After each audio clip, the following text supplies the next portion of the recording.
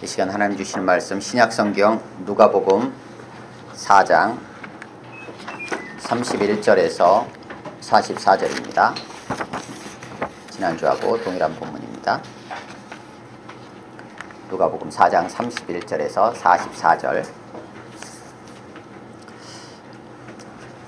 지난주에는 이 본문을 통해서 예수님께서 갈릴리 나사렛이라는 산 위의 동네에서 가버나움이라는 아주 해발로 따지면 마이너스 210m 정도 되는 아주 낮은 곳으로 지리적으로 내려오셔서 그곳에서 눌린 자를 자유롭게 하는 복음의 실제적인 세 가지 사건을 행하셨습니다.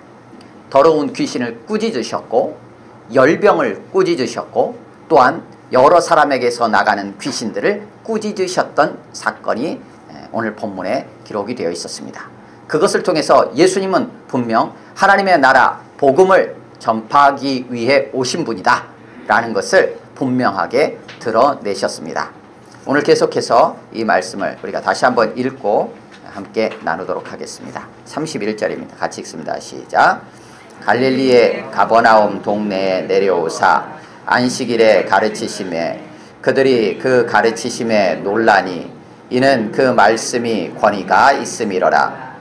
회당에 더러운 귀신 들린 사람이 있어 크게 소리질러 이르되 아 나사렛 예수여 우리가 당신과 무슨 상관이 있나이까?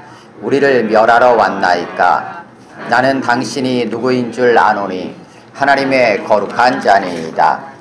예수께서 꾸짖어 이르시되 하고 그 사람에게서 나오라 하시니 귀신이 그 사람을 무리 중에 넘어뜨리고 나오되 그 사람은 상하지 아니한지라. 다 놀라 서로 말하여 이르되 이 어떠한 말씀인고 권위와 능력으로 더러운 귀신을 명하며 나가는도다 하더라. 이에 예수의 소문이 그 근처 사방에 퍼지니라. 예수께서 일어나 회당에서 나가사 시몬의 집에 들어가시니 시몬의 장모가 중한 열병을 앓고 있는지라. 사람들이 그를 위하여 예수께 구하니 예수께서 가까이 서서 열병을 꾸짖으신데 병이 떠나고 여자가 곧 일어나 그들에게 수종드니라. 해질 무렵에 사람들이 온갖 병자들을 데리고 나오매 예수께서 일일이 그 위에 손을 얹으사 고치시니 여러 사람에게서 귀신들이 나가며 소리질러 이르되 당신은 하나님의 아들이니이다. 예수께서 꾸짖으사 그들이 말함을 허락하지 아니하시니 이는 자기를 그리스도인 줄 알미러라. 날이 밝음에 예수께서 나오사 한적한 곳에 가시니 우리가 찾다가 만나서 자기들 예수께서 이르시되 내가 다른 동네들에서도 하나님의 나라 복음을 전하여야 하리니 나는 이 일을 위해 보내심을 받았노라 하시고 갈릴리 여러 회당에서 전도하시더라. 아멘. 본문 말씀을 각자가 3, 4분 정도 묵상하겠습니다.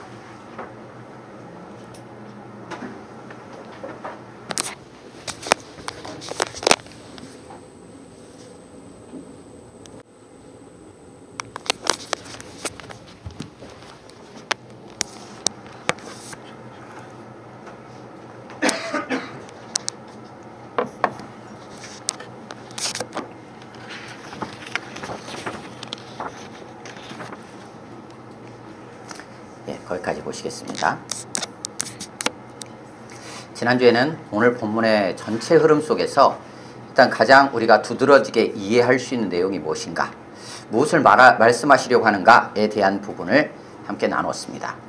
4장 14절부터 이어졌던 예수님의 구체적인 복음 전파의 사역이 시작되었는데, 시작되고 나서 처음으로 선포하셨던 이사야 61장 말씀, 가난한 자에게 복음이 전파된다 라는 것에 대한 복음이 전파가 어떻게 되어지는가, 그것은 곧 전파하시고 자유케 하시고 전파하신다 라는 이사야의 말씀을 통해서 실제적으로는 눌린 자가 자유케 되는 역사가 하나님의 나라 복음이 임할 때 일어난다 라고 예수님 말씀하셨고 그것이 예수님이 오심으로 성취되었다고 선포하셨습니다.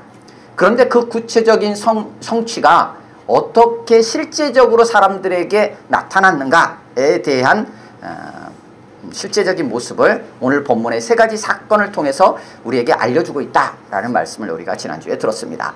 그래서 핵심적인 것은 병도 그냥 단순히 치유되어지는 측면으로 말씀하지 않고 열병을 꾸짖는 어떤 하나의 인격체처럼 그리고 귀신을 꾸짖고 열병을 꾸짖고 귀신들을 꾸짖음으로써 이 세 가지 사건을 통해서 눌린 자가 자유케 되어지는 실제적인 모습을 우리에게 보여주셨습니다. 그러면서 예수님이 바로 하나님의 아들이시고 예수님이 바로 그리스도다라는 것들을 드러내고 있는 것입니다. 오늘 본문도 역시 마찬가지로 귀신들은 계속 예수님을 향하여 누구라고 하냐면 먼저 더러운 귀신 들린 자는 하나님의 거룩한 자다라고 말을 합니다. 그리고 여러 사람에게서 귀신이 나가면서 소리 지르기를 당신은 하나님의 아들입니다. 이렇게. 그러니까 하나님의 거룩한 자와 하나님의 아들, 결국 하나님이라는 사실을 계속 오늘 본문에서도 말하고 있어요. 앞부분에서부터 계속 등장하는 겁니다. 이건 귀신들만 얘기하는 게 아니라 처음부터 천사를 통해서 이미 마리아에게 예고했던 거예요. 네가 낳을 자 그는 곧 지극히 거룩한 지극히 높으신 자의 아들이라 일컬어질 것이다 라고 이미 예언했던 바예요. 그러니까 귀신들만 특별히 얘기하는 게 아니에요. 그런데 귀신들도 그것을 알고 얘기하고 있다는 거예요. 그러는 전체 흐름 속에서 구체적인 사건들을 통한 우리가 이해를 조금 오늘은 같이 하려고 합니다. 첫 번째 사건, 더러운 귀신 들린 사람이 어디에 있었다고 되어 있습니까? 첫 번째 사건, 가버나움 동네 안식일이 되어서 예수님이 가르치시는데 32절 끝에 말씀이 권위가 있었다고 해요. 33절에 보면 회당에 더러운 귀신 들린 사람이 있었다 이렇게 되어 있어요. 회당은 어떤 곳입니까? 회당은 하나님의 말씀을 가르쳤던 곳이고 또한 하나님을 예배하기도 했던 곳이에요. 그랬던 곳이 회당입니다. 다시 말하면 그 자리에서 하나님의 말씀이 선포되어지고 하나님을 믿는 자들이 하나님을 높이며 사실은 예전에 성전 시대를 그들이 하나의 모형처럼 그들 안에 꿈꾸면서 성전 시대를 꿈꾸면서 가지고 있었던 장소들이 회당이에요. 그러면 회당은 더러운 곳일까요? 정결한 곳일까요? 정결한 곳이어야 되겠죠. 그런데 오늘 본문에는 뭐라고 기록이 되어 있냐면 어떤 귀신이라고 기록이 되어 있습니까? 더러운 귀신 들린 자라고 되어 있어요. 뒤에 귀신들은 더럽다라는 표현을 안 했어요. 근데 앞에 이 가버나움 안식일에 지금 회당에는 어떻게 표현하고 있냐면 더러운 귀신 들린 자라고 더럽다라는 것을 표현하고 있어요. 그러면 회당이라는 곳은 정결해야 될 곳인데 거룩해야 하는 곳인데 거룩하신 하나님을 예배하고 거룩하신 하나님이 누구이신지를 알고 거룩하신 하나님에 대해서 가르쳐야 할 회당이 지금 더러운 곳으로 채워져 있다라는 이해예요. 더러운 것과 정결한 것이 같이 있을 수 있을까요? 우리는 같이 있을 수 있어요. 우리는 청소 안 하고도 얼마든지 뭐 한 달 정도 살 수 있어요. 아니신 것 같아요, 여러분. 저는 그래요. 살 수 있어요. 그런데 하나님에게 있어서 이건 불가능합니다. 왜냐하면 하나님은 거룩하신 분이신데 더럽고 정결하지 않은 부정한 것에 하나님께서 같이 하시려고 오게 되면 필연적으로 거룩이 더러운 것을 거룩하게 만들어 버리세요. 그러니까 이 더러운 것이 거룩해지지 않으려고 하고 하나님은 거룩하신 분이기 때문에 자연스럽게 거룩하려고 하다 보니까 이 더럽고 부정한 것이 어떻게 되느냐? 죽어버리게 돼요. 죽어요. 없어진다는 얘기예요. 그러니까 어둠이 캄캄한데 빛이신 주님이 딱 오시면 어떻게 되냐면 어둠이 아무리 대적을 해도 어둠이 떠나갈 수밖에 없는 거예요. 그렇기 때문에 더러운 것과 거룩한 것, 정결한 것은 함께 할 수가 없어요. 성경에서는. 하나님에게 있어서는. 그런데 오늘 본문에는 어떻게 해요? 같이 하고 있어요. 어디가 문제일까요? 거룩하신 하나님이 회당에 아니 계시거나 회당에 거룩하신 하나님이 안 계시거나 아니면 그래가지고 회당 전체가 그냥 다 더럽거나 그럴 수 있겠죠? 그런데 하나님은 분명 거룩과 더러움이 같이 안 돼요. 구약에서는 이게 안 돼요. 그런데 사람은 되잖아요. 그런데 지금 예수님은 왜 오셨어요? 누구를 구원하기 위해 오신 거예요? 사람을 구원하기 위해 오셨어요. 그러다 보니까 거룩하신 하나님의 이 거룩과 부정한 것이 함께할 수 없는 이 세계의 분이 더럽고 부정한 것과 함께 살아가는 인간의 세계로 오신 거예요. 그러다 보니까 어떻게 돼요? 예수님도 더러운 곳에 가시기도 하고 그곳에 그냥 같이 계시기도 하는 사건이 일어나게 되는 거예요. 오늘 본문의 사건이에요. 안식일에 예수님 이거를 32절과 33절을 단락을 나눌 것이냐 분리시킬 거냐. 단락을 분리하되 31절 32절 말씀을 첫 번째 사건에 대한 요약으로 이해할 것이냐, 그리고 나서 33절부터 요약된 것에 대한 설명으로 이걸 풀어갈 것이냐, 아니면 31절과 32절이 있은 다음에 이어지는 사건으로 33절부터 단락을 이해할 것이냐에 따라서 내용 이해가 좀 달라져요. 요약으로 이해하게 되면 31절 32절 예수님이 가르치시니까 그 말씀에 권위가 있었어요. 그 사건이 안식일에 회당에서 있었다라고 요약을 했어요. 그런데 그 구체적인 말씀의 권위가 어떻게 나타났는지 구체적인 설명을 33절부터 하는 거예요. 그러니까 예수님이 말씀을 하시는 중에 더러운 귀신이 이제 튀어나오는 거예요. 그러면 어떻게 이해가 되냐면 예수님의 말씀 앞에, 거룩하신 예수님 앞에서 더러운 귀신이 바로 반응해서 지금 떠나가게 되는 사건으로 이해할 수 있어요. 이해가 되십니까? 조금 복잡하죠? 그런데 이게 31절 32절의 요약이 아니고 이어지는 상황으로 이해하게 되면 어떻게 되냐면 예수님이 가르쳤어요. 그래서 말씀에 권위도 있어요. 그런데 더러운 귀신 들린 사람은 여전히 그 자리에 있었던 거예요. 가르치심을 다 하고 나서 그 다음에 이제 더러운 귀신이 그 다음에 반응을 하는 거예요. 이제 이어지는 사건으로 이해하게 되면 그렇게 되는 거예요. 그래서 단락을 어떻게 나누느냐에 따라서 본문 이해가 달라져요. 본문 이해가 달라진다는 얘기는 예수님의 말씀의 권위 앞에서 귀신들이 반응하는 게 어떻게 달라지는지가 나타나요. 예수님 분명히 권위 있게 말씀하시는데도 귀신이 그 자리에 그 사람 안에 그대로 있었던 거예요. 이어지는 사건으로 이해합니다. 그리고 귀신 들린 자가 나가는 사건은 별개의 사건으로 그 다음에 이어지는 게 되는 거예요. 어느 쪽으로 이해하든 간에 여하튼 지금 이 시간은 좀 이어지는 상황으로 한번 이해를 해보십시다. 그러면 예수님께서 말씀을 가르치셨어요. 그런데 이제 귀신이 그 다음에 이제 반응이 일어나요. 33절에 회당에 더러운 귀신 들린 사람이 있어요. 크게 소리 질러 이르되 하면서 소리를 지르기 시작하는 거예요. 그러면서 나사렛 예수야, 뭐 우리하고 당신하고 뭔 상관인데 왜 우리 죽이려고 왔어? 당신은 하나님의 아들이잖아. 뭐 요런 투의 느낌으로 지금 귀신이 얘기하는 것으로 이해할 수 있어요. 오 나사렛 예수여, 당신은 우리와 무슨 상관이 있습니까? 우리를 멸하러 오셨습니까? 이런 분위기가 아니고 나사렛 예수야, 뭔 상관이 있어서 우리 죽이려고 온 거야? 당신은 하나님의 아들이잖아. 이런 분위기로 이해할 수 있어요. 네, 뭐 다르게 이해하시려면 다르게 이해하셔도 돼요. 그러면서 예수님을 향하여 하나님의 거룩한 자다 라고 얘기를 하는 거예요. 귀신들이 이해하는 하나님의 거룩한 자는 어떤 자일까요? 하나님의 거룩한 자가 오시면 어떤 일이 일어난다고 이해하고 있어요? 예, 멸하러 왔냐라고 돼 있잖아요. 심판이 있다고 이해하고 있어요. 하나님의 거룩한 자가 오면 곧 심판이 있다, 이렇게 그들은 이해하고 있어요. 그런데 그들의 입술에서 어떤 단어를 사용하고 있느냐? 그들은 더러운 귀신인데 그들의 입술에서 뭘 얘기하고 있어요? 거룩을 얘기하고 있어요.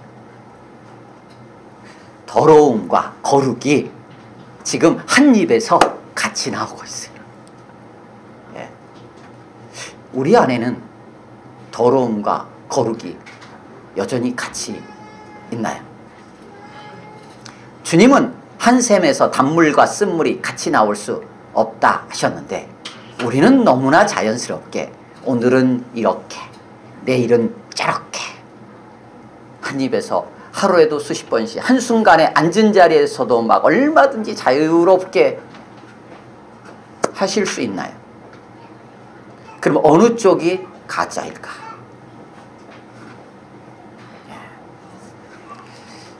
그 더러운 귀신의 이 반응에 예수님께서 어떻게 반응하셨다고요? 35절에 꾸짖으셨어요. 그리고 그냥 그 사람에게서 나가라 했으면 됐는데 잠잠하고 그 사람에게서 나오라. 조용히 해. 그리고 나가. 이렇게 말씀하셨다는 거예요. 그래가지고 그 사람이 멀쩡하게 되었다라는 말씀입니다. 36절에 사람들이 놀래죠. 야, 말씀이 권위와 능력으로 더러운 귀신을 명하며 나갔다. 이게 36절이 32절 뒤하고 같죠? 말씀이 권위가 있다. 그래서 31절, 32절을 요약으로 이해하고 뒤를 설명으로 이해할 수도 있는 거예요. 왜냐하면 뒤에서 그 부분을 다시 다루고 있기 때문에 이어지는 걸로 우리가 볼 수도 있고요.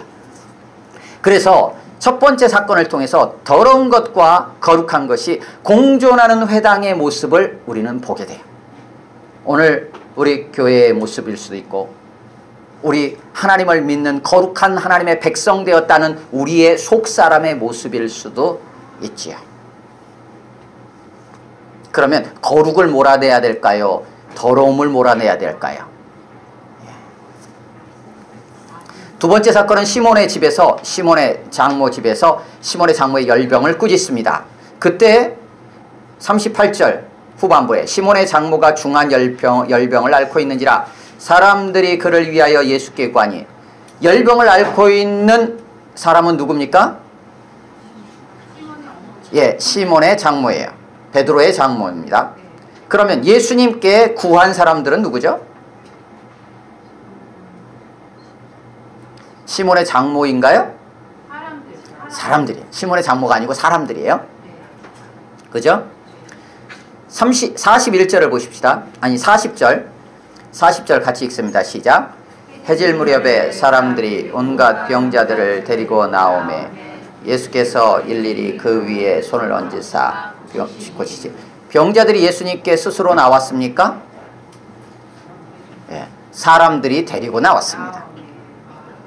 38절에 시몬의 장모 스스로가 열병에 대한 치유를 예수님께 구한 게 아니고 사람들이 예수님께 구했습니다. 그 열병이라는 것이 굉장히 중한 열병이라고 여기는 기록이 되어 있어요. 그러니까 여기서는 단순한 병을 뛰어넘는 눌림으로 본문은 기록을 하고 있어요. 다시 말해서 내 안에서 스스로 이 부분에 대해서 살려줘라는 목소리도 안 나오는 상황이에요. 웬만하면 약 좀 이럴 수 있잖아요. 저도 아까 이게 뒤에 히터를 키면 이게 이쪽에 목이 잠기더라고요. 목소리가 그래도 나오니까 이렇게 하잖아요. 안 나오면 어떻게 하겠습니까? 이러겠죠. 그것도 안 되면 쓰러져 있는 거죠. 몸져 누워 있는 거예요. 그런 의미에서 물 한 잔 마시겠습니다.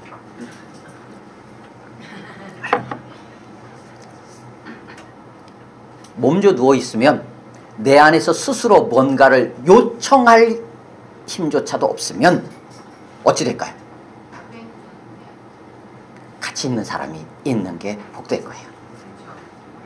근데 가족이 아니에요. 여기는 사람들이 누구든 간에.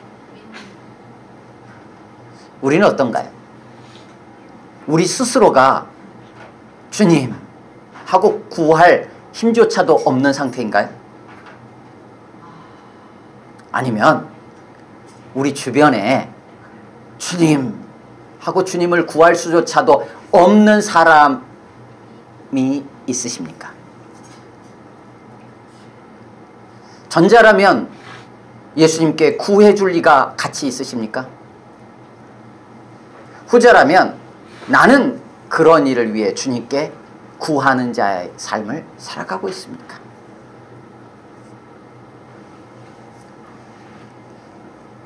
(39절입니다) 같이 읽습니다. 39절 시작.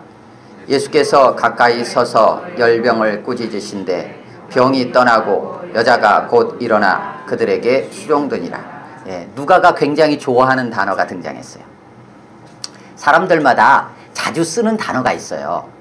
그리고 좋아하는 이 단어가 있어요. 그래서 기도할 때도 보면 같이 기도를 이렇게 하다 보면 자유롭게 기도하면 그 사람 어떤 사람은 늘 어떤 단어를 많이 써요. 뭐 하나님 막 이렇게 기도하다가 맨 마지막에 도와주세요 이렇게 쓰는 사람이 있고, 막 기도하다가 어떤 사람은 인도해 주세요 라고 할 수도 있고요. 막 여러 가지로 각 사람마다 독특한 단어들이 있어요. 그런데 누가에게 있어서 독특한 단어가 하나 나와요. 여기에 39절에 보면 가까이 서서. 신약성경 전체를 통해서 이게 21번이 나오는데 그 중에 바울이 3번 써요. 그리고 나머지 18번은 다 누가가 사용해요. 누가가 사용했다는 얘기는 누가를 통해서 기록된 신약성경의 책이 뭐뭐 있습니까? 누가복음과 사도행전. 그래서 가까이 서서라는 이 단어는 사실은 누가복음과 사도행전에밖에 안 나와요. 물론 이제 뒤에 바울 서신에 세 개가 나오지만. 그래서 누가가 좋아하는, 즐겨 썼던 뭔가를 설명하려고 할 때 이 단어가 본인한테 잘 맞았던 단어처럼 보여요. 가까이 서서. 가까이 서서. 예수님께서 가까이 서서 열병을 꾸짖으신대. 예수님께서 여러분 곁에 가까이 서 계십니까? 여러분은 누구 곁에 가까이 서 계시나요? 열병을 꾸짖자 병이 떠나고 여자가 곧 일어나 어떻게 합니까? 그들에게 수종드니라. 누구에게 수종이요? 예.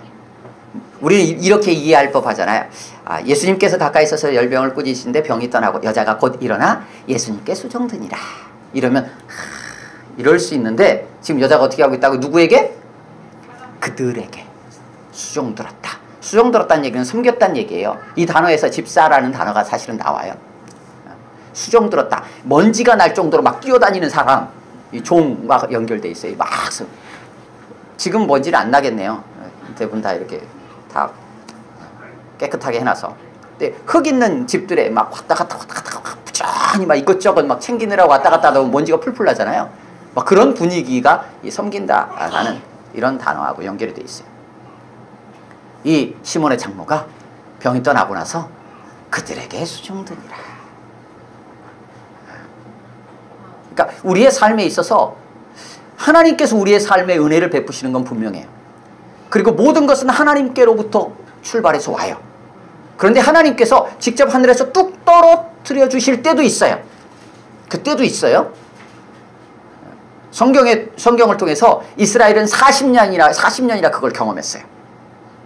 매일 아침마다 하늘에서 뚝뚝 떨어졌어요. 뭐가요? 만나가 떨어졌어요. 그런데 대부분의 경우에는 성경 전체 거의 다가 어떻게 되냐면 하나님께서 뚝 떨어뜨리면 중간에 뭐가 등장하냐면 다른 뭐가 등장해요. 까마귀가 싹 들어가요. 그래서 까마귀가 다 가로채가지고 까마귀가 와가지고 나한테 먹이를 놓고 가요. 하나님께서 뚝 떨어뜨리면 어떤 사람이 쭉 그것을 나한테 전달해줘요. 그러니까 하늘에서 직접 만나처럼 뚝 떨어지는 경우는 거의 없어요. 다 중간에 까마귀가 등장하든지 아니면 어떤 사람이 등장하든지 중간에 자연스러운 질서가 파괴되지 않게, 하나님의 창조 질서가 파괴되지 않는 범위 안에서 하나님께서 모든 하나님의 피조물들을 다 사용하세요. 그때 이 중간에 있는 매개는 하나님의 뜻에 순종한 매개가 되겠죠. 사람이든 다른 동물이든 그를 통해서 역사가 일어나는 거예요. 시몬의 장모가 치유되어지는데 사람들이 구했어요. 예수님께. 누가복음은 그렇게 기록되어 있어요. 다른 복음서에서는 예수님께서 보시고 이렇게 나가요. 그래서 예수님께서 보시고 직접 그 여인에게로 다가가는 것으로 기록되기도 해 있어요. 근데 누가복음은 그렇지 않아요. 사람들이 구했고 예수님께서 가까이 가셔서 꾸짖으셨어요. 그랬더니 어떻게 됐냐? 그 여인이 고침을 받고 사람들에게 수종들었어요. 그리고 예수님께는 감사하다는 얘기를 안 했을까요? 당연히 했겠죠. 그런데 우리는 이건 하나님이 주신 거지. 하나님이 주셔서 이건 내가 하나님이 주셔서 나누는 거야. 나눌 때는 그렇게 나눠야 되는데 받는 사람은 적어도 어떻게 해야 돼요? 그 통로에 대한 감사함이 있어야 되는 거예요. 그건 자연스러운 거예요. 궁극적으로는 하나님 베푸신 은혜임을 알고 있지만 그 하나님의 베푸신 은혜의 통로로 쓰임받은 그의 믿음이 귀함을 알아야 하고, 그와 나와의 어떤 관계가 특별히 없음에도 불구하고 혹은 특별한 관계로 지금까지 함께 했다는 것을 근거로 해서든 그렇지 않든 간에 그 통로로 기꺼이 나에게 흘려보내줬다는 것에 대해서도 감사함이 우리는 필요하다는 거예요. 40절에 예수님께서 중간에 일일이 그 위에 손을 얹으사 고치시고, 일일이 한 사람 한 사람 다. 근데 항상 그러느냐? 아니에요. 42절에 보면 사람들이 날이 밝았어요. 사람들이 자기들에게서 떠나지 못하도록 예수님 좀 더 있어주세요. 앞에 사람 아직도 더 있고요. 아직도 배울 게 너무 많은데요. 좀 더 있어주세요 하고 만류합니다. 그때 40절에서 예수님 어떻게 하십니까? 같이 읽습니다. 40절 시작. 예수께서 이르시되, 43절입니다. 제가 죄송합니다. 43절 시작. 예수께서 이르시되 내가 다른 동네들에서도 하나님의 나라 복음을 전하여야 하리니 나는 이 일을 위해 보내심을 받았노라 하시고, 그리고 갈릴리 여러 회당으로 다니시며 전도하셨다. 이렇게 돼 있어요. 40절에서는 예수님께서 일일이 다 손을 얹어 안수하셨는데 43절에서는 사람들 만류하는 사람들 놔두고, 나 다른 동네에 가서도 일을 해야 돼. 여기도 아직 남아있는데, 아직 우리 가족도 아직 주님 믿지 않는데 내가 다른 사람에게 전도를, 이런 생각. 이 두 가지가 같이 있어요. 같이 있잖아요. 그러면 기준은 뭘까라는 거예요. 기준은 43절 뒤에서 말씀하고 계신 거예요. 나는 이 일을 위해 보내심을 받았노라. 나를 보내신 아버지의 뜻이 어디 있느냐는 거예요. 이것이 기준이 되어서 어떨 때는 일일이 손을 얹어서 거기에 하루 종일 해가 떨어지도록, 그리고 그들에게 그냥 돌아가면 배가 고파서 중간에 기진할까봐 그들의 음식까지 챙겨주실 때도 있지만, 어떨 때는 좀 더 있어달라고 막 만류하고 막 몰려드는 사람들을 피해서 한적한 곳으로 떠나실 때도 있다는 거예요. 나를 부르신 소명, 나에게 맡겨주신 사명, 그것을 잊지 않는 것이 중요하다는 거예요.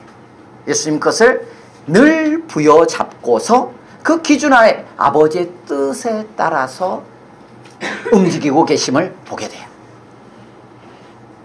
이것이 일관된 모습이에요. 사람들이 만류하니까 40절에서 일일이 했던 것처럼 그대로 계속 머물러 있는 게 일관된 게 아니고, 사람들은 비판할 수 있어요. 어제는 다 한 사람 한 사람 해주더니 왜 오늘은 우리가 좀 남아달라고 하는데 그냥 가냐고, 기분 따라서 하냐고. 이렇게 사람들이 비판할 수 있다 해도 주님은 하나님의 뜻에 기준하여 일관되게 그 사명을 잊지 않고 행하신다는 거예요. 우리의 기준은 뭔가요? 사람들의 소리가 아니고 상황이 아닙니다. 주님의 부르심, 주님의 뜻, 주님의 마음이에요. 세 가지 사건들에 대한 부분들을 잠깐 이렇게 해서 내용들을 좀 우리가 좀 구체적으로 좀 다뤄봤습니다.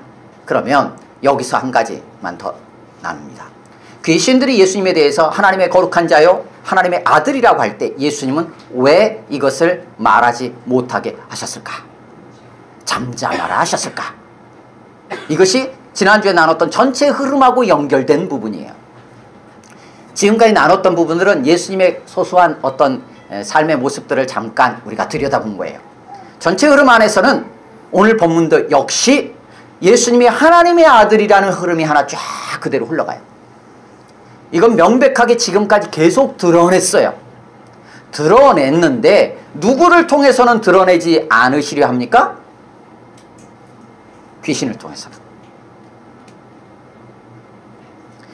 계속해서 예언하면서 앞부분 누가복음 1장부터 계속 예수님은 하나님의 거룩한 자요, 지극히 높으신 자의 아들이요, 하나님의 아들이요 계속 얘기했어요. 그런데 계속 알려주면서도 귀신의 입에서는 차단시키려 하십니다. 또한 예수님은 성령이 충만히 임하심으로 그리스도로서의 사역을 본격적으로 시작하셨어요. 그리고 사역을 통해서 예수님은 그리스도라는 것이 명백하게 드러나고 있어요. 그런데 예수님은 한쪽으로 그리스도라는 것이 입에서, 귀신의 입에서든 사람들의 입에서든 나오는 것을 차단시키고 있어요. 묘하죠. 41절에 예수님께서 귀신을 꾸짖으시고 잠잠하라 하신 이유를 이렇게 설명합니다. 41절 같이 읽겠습니다. 시작. 여러 사람에게서 귀신들이 나가며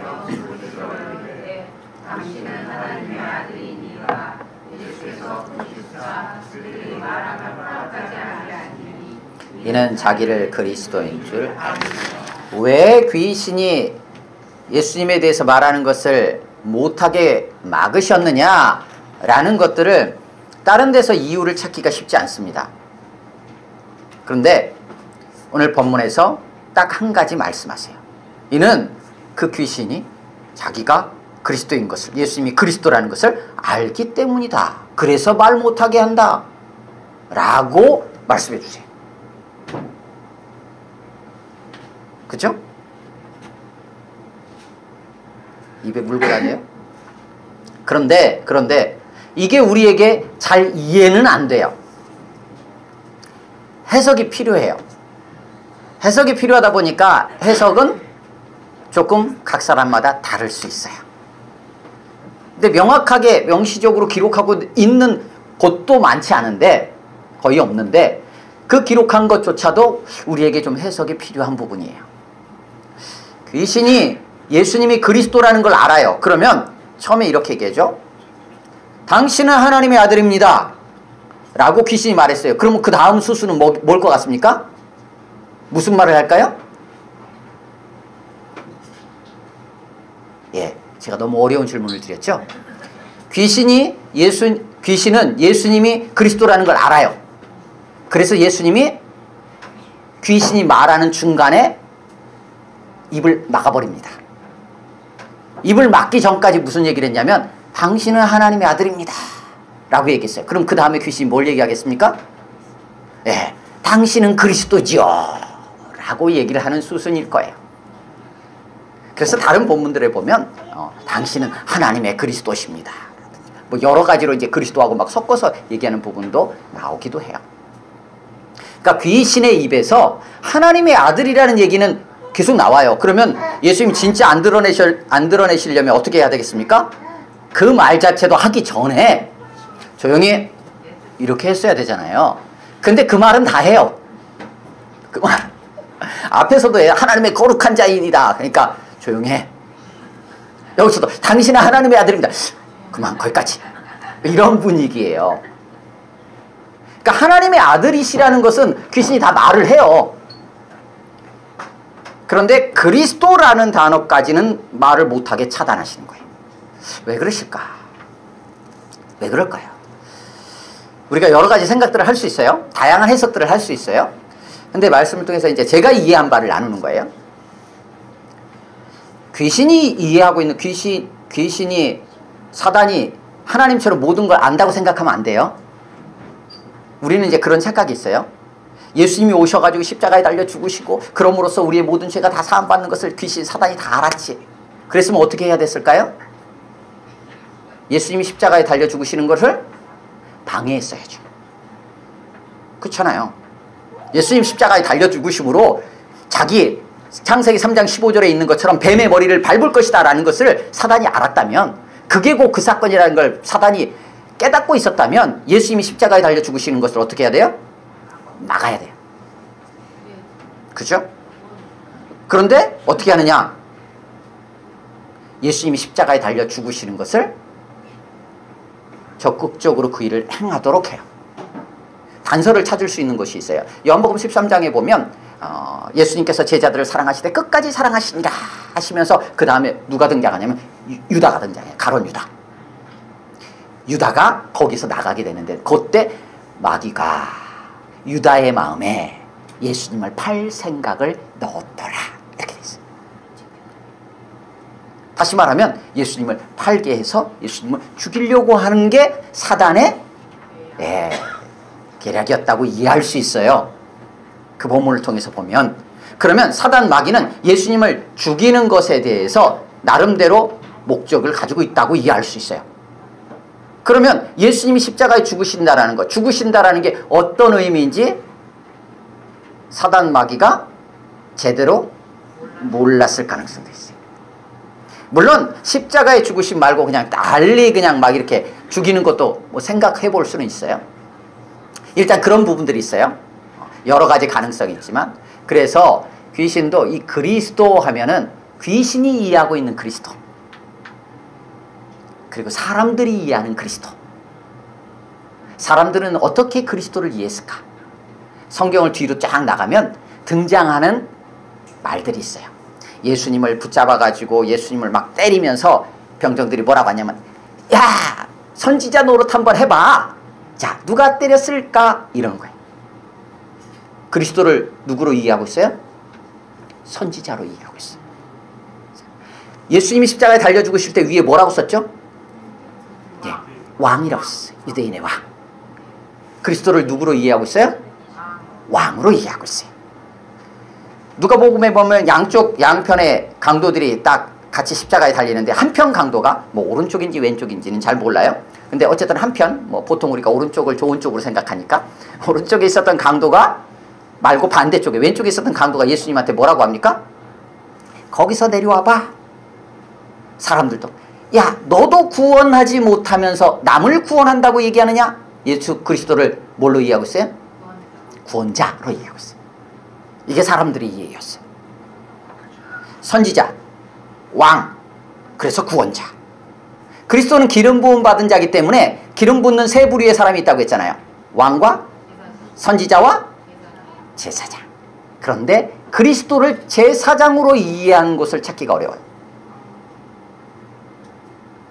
왕은 와서 어떻게 합니까?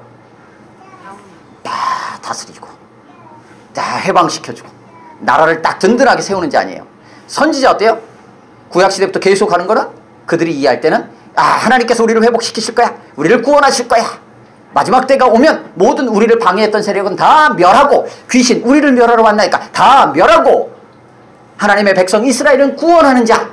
이렇게 이해하고 있어요. 선지자들은 그것을 선포하는 걸로 이해했어요. 세례 요한이 회개하라 하니까, 아, 그래, 돌아오면 이제 구원받는구나, 이렇게 이해를 했다는 거예요. 그런데 그것을 하기 위해서는 중간에 뭐가 있어야 된다고요? 지난주에 말씀드렸듯이 이 과정이 있어야 돼요. 왜 구원을 해야 되느냐? 우리가 지금 죄 가운데 있기 때문이에요. 심판받을 수밖에 없기 때문이에요. 그러면 죄의 문제를 해결해야만 구원으로 나갈 수 있어요. 그런데 죄의 문제를 해결하는 건 어떻게 가능해요? 죄의 대가를 지불해야 하는 거예요. 근데 우리가 하나님을 거역한 죄의 대가가 뭐예요? 죽음이에요. 그럼 죽음의 문제가 해결되어야 되는 거예요. 그 문제를 누가 해결할 수 있어요?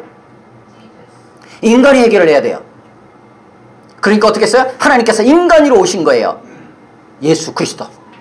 그래서 예수 그리스도, 완전한 죄가 없으신 예수님께서 십자가에 달려 죽으심으로 죄의 대가를 지불하시고 우리를 죄로부터 해방하신 거예요. 요 과정이 필요해요. 그래서 히브리서는 예수님을 계속 누구라고 표현해요? 제사장, 대제사장이라고 소개를 해요. 그러면서 히브리서 9장 28절에 보면 예수님께서 우리의 죄를 위하여 죽으시고, 그리고 우리를 구원하시기 위해 다시 나타나시리라. 그런데 이스라엘 백성들, 이때 당시의 사람들은 예수 그리스도가 다시 나타나, 우리가 이해할 때는 다시 나타날 예수님, 구원자의 시점만을 기대하고 있었어요. 과정이 없어요. 근데 지금은 예수님 처음 오셨을 때는 무엇을 하기 위해서예요? 우리의 죄를 없이 하기 위해 십자가에 달려 죽으시기 위해 오신 거예요.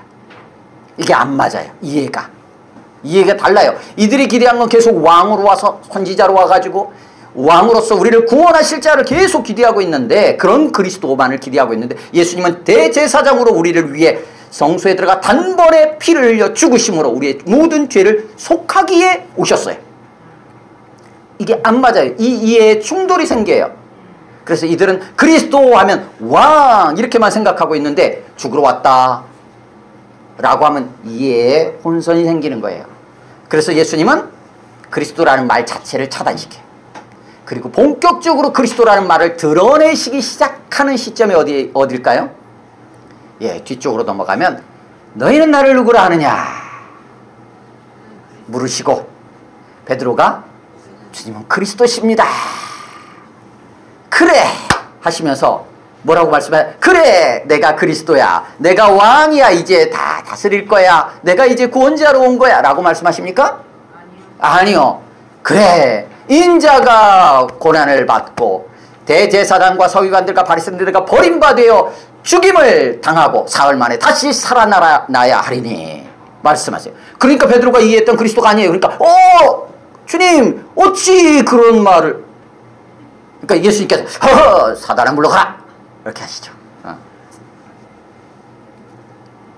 귀신의 그리스도에 대한 이해, 사람들의 그리스도에 대한 이해, 실제로 이때 오셨던 예수님의 그리스도의 사역, 여기에 차이가 있어요. 그래서 예수님은 때가 이를 때까지 이 용어를 사용하지 못하게 하시는 거예요. 우리도 그래요. 어떤 단어를, 어떤 말을 어떤 시점이 될 때까지는 괜히 오해를 살까봐 그냥 조용히 말 안 할 때도 있고 좀 그냥 잠잠하게 있게 할 때도 있고, 그런 것처럼 예수님도 그러한 모습처럼 보여져요. 그런 이해를 해본 거예요. 그것만 있다라고 단정하는 건 아니고 본문에서 명시적으로 그렇게 기록을 안 하고 있기 때문에 전체 흐름 안에서 볼 때 그렇게 저는 이해가 됐다는 거예요. 우리에게 있어서 그리스도는 어떤 분이십니까? 여러분에게 예수님은 누구신가요? 우리의 죄를 해결하기 위해 이 땅에 오셔서 기꺼이 십자가의 길을 가신 그리스도, 그리고 우리를 온전히 구원하시기 위해 다시 오실 그리스도세요. 그럼 주님이 그 길을 가시면서 우리에게 그냥 이렇게 말씀하셨어요? 지난주에도 나눴죠. 예수님이 이런 사역을 하셨으니까, 인간으로 이 사역을 하셨으니까 우리도 어떻다고요? 이렇게 할 수 있다는 거예요. 그럼 우리도 막 귀신을 막 쫓아내고 한다고요? 아니요. 하나님의 뜻을 따라 성령의 인도함을 받아 주님께 속한 자로서 주님이 행하실 때 행하게 돼요. 그런데 예수님과 같은 모습이 잘 안 나타나요. 왜요? 예수님의 이 모습은 인간으로서의 완전한 인간의 모습이에요. 그래서 우리가 따라가야 될 본이세요. 본. 우리의 일평생의 주님을 닮아가야 될 모델이세요. 그렇기 때문에 우리 안에서는 예수님과 같은 이런 모습들이 사실은 우리 안에 계속 더러움과 거룩함이 막 충돌하면서 사실 잘 안 나타나기도 해요. 그럼에도 불구하고 우리는 주님 가신 길을 보여주셨어요. 그 영광을 보여주셨어요. 그러기에 믿고 지금은 우리의 삶의 모습들의 연약함들이 있다 할지라도 주님이 이미 그 길을 걸어가셨고 주님이 다시 오실 것이 분명하기에 그 믿음으로 기꺼이 함께 주님 가신 그 길 같이 걸어가십시다. 그 복됨을 올 한 해도 마음껏 누리시기를 주님의 이름으로 축원합니다. 아멘. 잠깐 기도하겠습니다. 오늘 본문을 기억하면서 우리 안에 더러움과 거룩함의 모습 어떠한지를 살펴보시고, 우리는 누구에게 가까이 가 있고 우리에게는 누가 가까이 와 있는지, 우리는 어떤 이들에게 정말 함께할 자들로 있는지 한번 돌아봤으면 좋겠고요. 우리 자신에게 정말 예수 그리스도는 어떤 분이신지 우리 한번 돌아보면서 정말 그 주님을 우리가 잘 따라가고 있는지 다시 한번 살피며 주님과 함께하는 그러한 기쁨의 한 해를 우리가 경주해 갈 수 있도록 도와달라고 이렇게 기도하시고, 여러분의 가정과 또 여러분의 삶의 자들을 생각하면서 우리 한 1, 2분 정도 같이 기도하겠습니다.